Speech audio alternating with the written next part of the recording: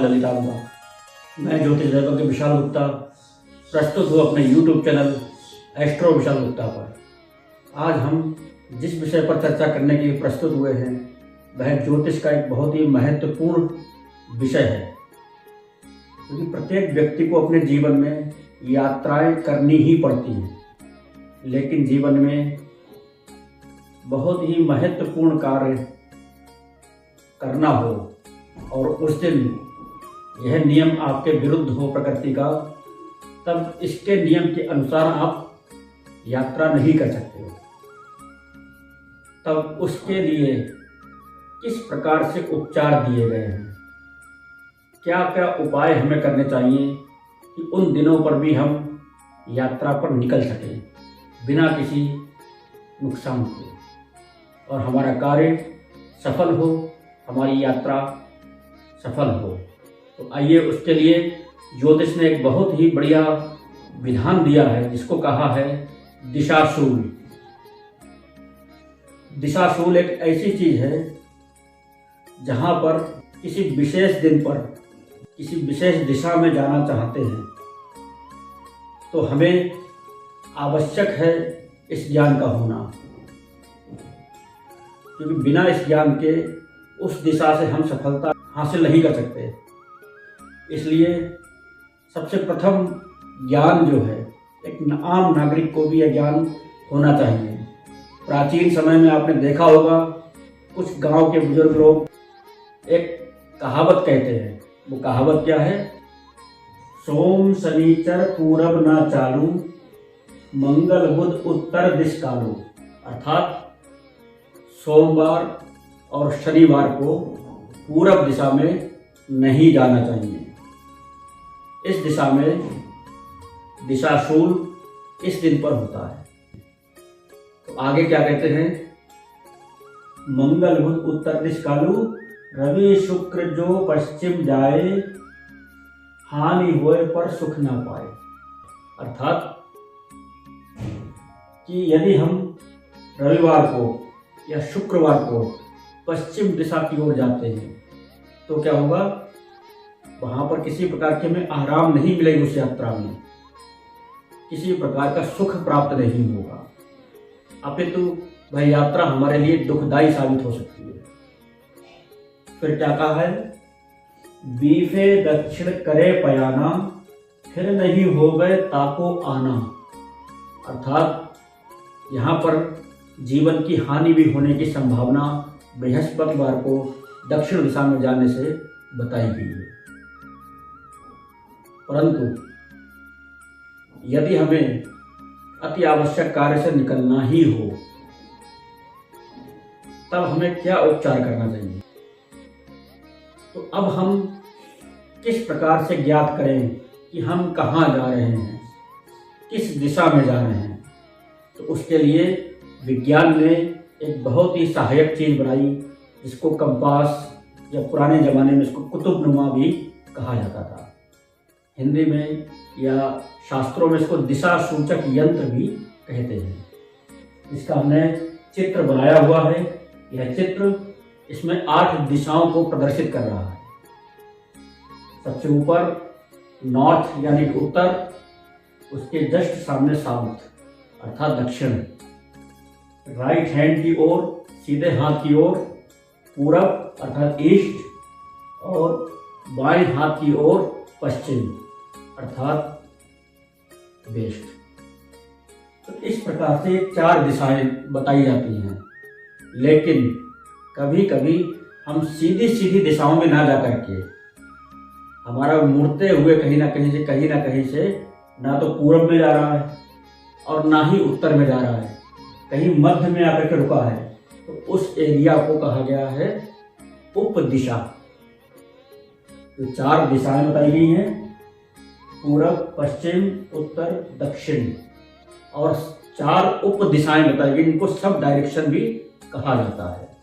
तो यह है नॉर्थ ईस्ट अर्थात ईशान कोण, साउथ वेस्ट अर्थात नैऋत्य कोण, साउथ ईस्ट अग्निकोण, नॉर्थ वेस्ट अर्थात वायव्य कोण।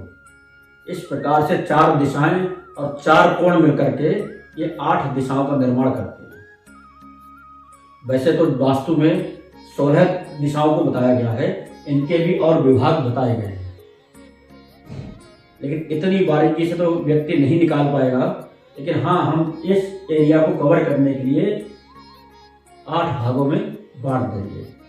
ये 360 डिग्री पर है, अर्थात ब्रह्मांड गोल है। हम जहाँ भी निवास कर रहे हैं, जैसे ही हम अपने मोबाइल में या अपने हाथ में कंपास लेकर के खड़े होंगे, या तो गूगल मैप पर या फिर नक्शे पर, हम अपने स्थान से उस स्थान को रख करके, मैप को उसके ऊपर कंपास रख करके दिशा का ज्ञात कर सकते हैं। मोटे मोटे शहरों को हम अपनी स्थान से दिशाओं के हिसाब से चूज कर सकते हैं। जैसे मान लीजिए कि हम दिल्ली में हैं। अब दिल्ली से किसी व्यक्ति को देहरादून जाना है, तो अब यह कहाँ पड़ेगा? तो ये पड़ेगा दिल्ली से उत्तर की ओर, मोटा मोटा।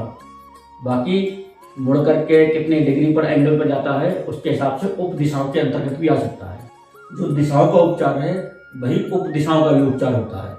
इसलिए लिख तो हमने दिया है, परंतु इसमें समझना हमें केवल 4 दिशाओं को है। तो सर्वप्रथम यहाँ पर हमने ये दिशा सूचक यंत्र बनाया, जिससे हम अपने गंतव्य स्थानों की दिशाओं का ज्ञान मोबाइल के जरिए या कंपास के जरिए निकाल लेंगे।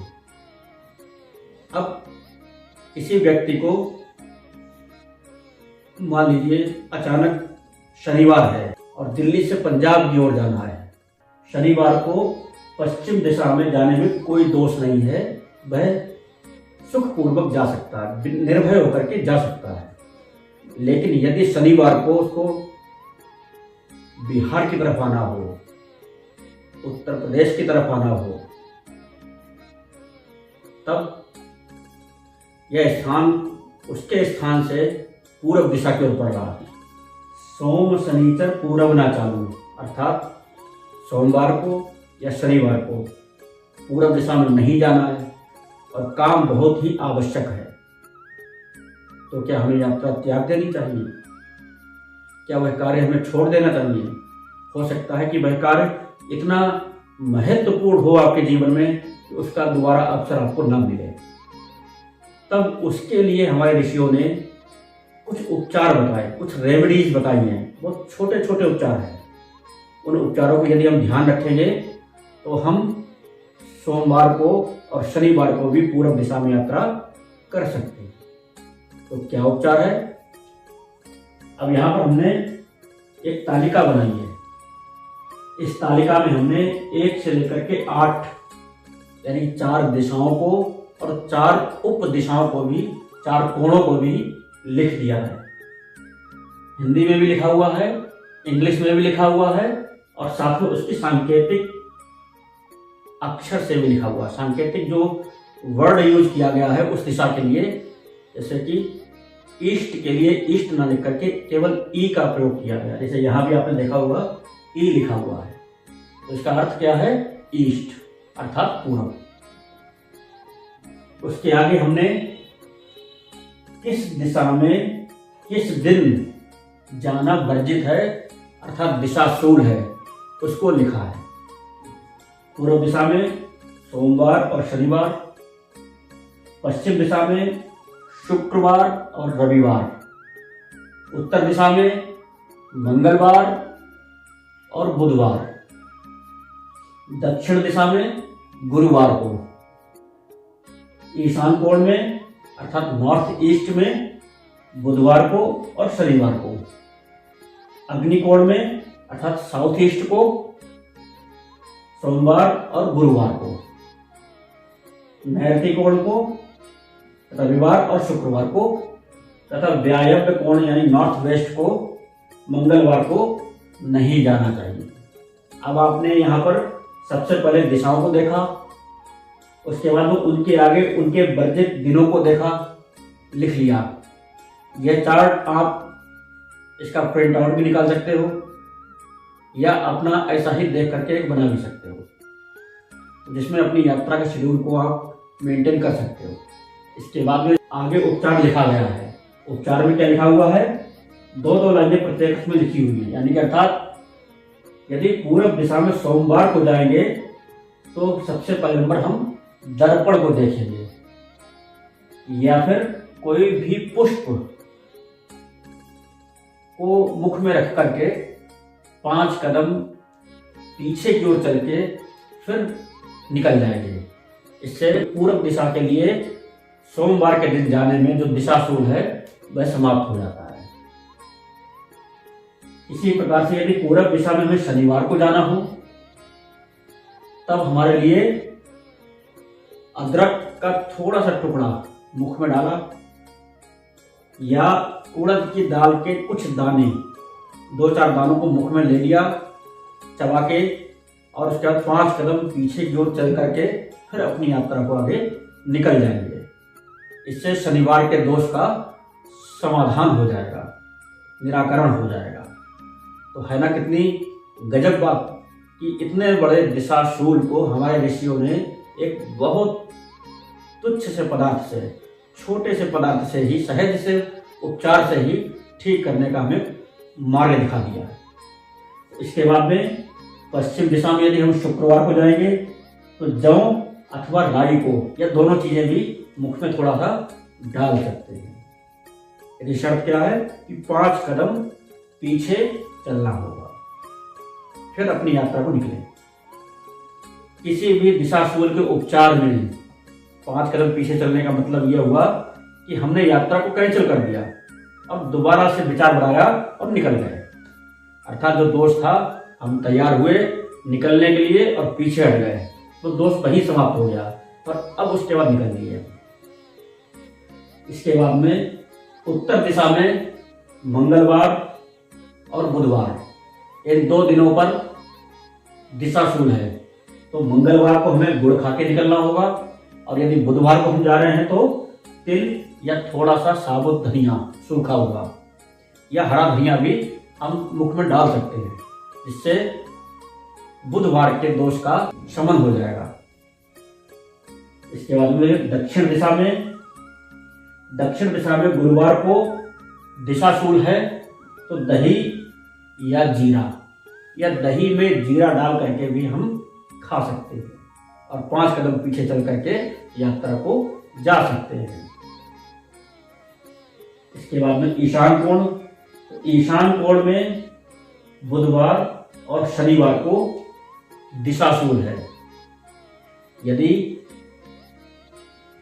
ईशान कोण में हमें जाना है, बुधवार या शनिवार है, तब यह उपचार हम करेंगे। बुधवार को तिल या धनिया खा करके, अदरक और उड़द की दाल शनिवार को खा करके निकल जाएंगे। इसी प्रकार से अग्निकोण में सोमवार को दर्पण को देखेंगे, या फिर कोई भी पुष्प को मुख में रख करके 5 कदम पीछे की ओर चल के फिर निकल जाएंगे। गुरुवार को दही या जीरा खा करके निकला जा सकता है। इसी प्रकार से नैऋत्य कोण में रविवार और शुक्रवार महत्वपूर्ण है, तो रविवार को दलिया, घी या पान का प्रयोग करके निकलेंगे, और वहीं हम शुक्रवार को जौ खा करके 5 कदम पीछे चल के निकलेंगे। व्यायव्य कोण में मंगलवार को दिशाशूल माना गया है, और मंगलवार को यदि हमें यात्रा करनी हो व्यायव्य कोण में, जो कि पश्चिम और उत्तर का कोना है, तब हमें गुड़ खा करके निकल जाना होगा। 5 कदम पीछे फिर आगे निकल जाना होगा। इस प्रकार से हम दिशाशूल का उपचार करने के बाद ही यदि यात्रा करते हैं, यात्रा के दौरान हमारी सफलता के चांसेस बढ़ जाते हैं, और हमारी यात्रा सुखपूर्वक, आनंदमय और बड़े ही यादगार बन सकती है। कई प्रकार की बाधाओं से, दुर्घटनाओं से ये दिशाशूल के उपचार हमें सहज में ही सुरक्षा प्रदान करते हैं। तो आइए आज से ही अपने जीवन में इसको फॉलो करेंगे तो इसके लिए हम क्या करेंगे कि एक बॉक्स बना लेंगे।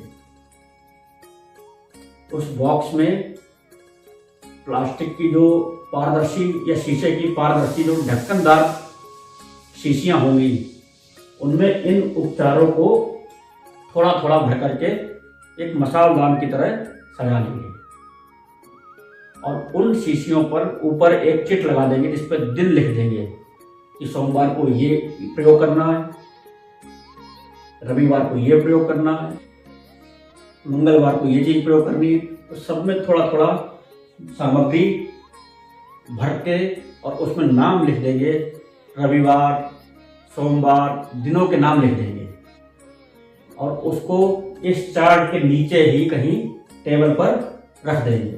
तो यदि कोई भी व्यक्ति जाता है तो सबसे पहले हमारी इस पर दृष्टि पड़नी चाहिए कि आज कौन सा दिन है और हम किस दिशा की ओर जा रहे हैं। कहीं दिशा शूल तो नहीं है, अगर जो है तो उसका उपचार वहीं उपलब्ध है, किया और निकल गए। इस प्रकार से ये उपचार आपके बाद काम आने वाला है, बड़ा ही आपके जीवन को परिवर्तित करने वाला है। आशा करता हूं इस विषय को आप पूर्ण विस्तार से समझ पाए होंगे। इसका प्रयोग करना किस प्रकार से है ये भी जान पाए होंगे। यदि फिर भी कोई त्रुटि कमी रह गई हो या कोई जानकारी जिज्ञासा आपके अंदर जाग रही हो कुछ और जानने की इसके विषय में, तो कृपया हमें कमेंट बॉक्स में अपने कमेंट के द्वारा जरूर मार्गदर्शन करें ताकि हम उनका जवाब आपको अगली वीडियो में दे सकें। धन्यवाद। जय मां ललितांबा।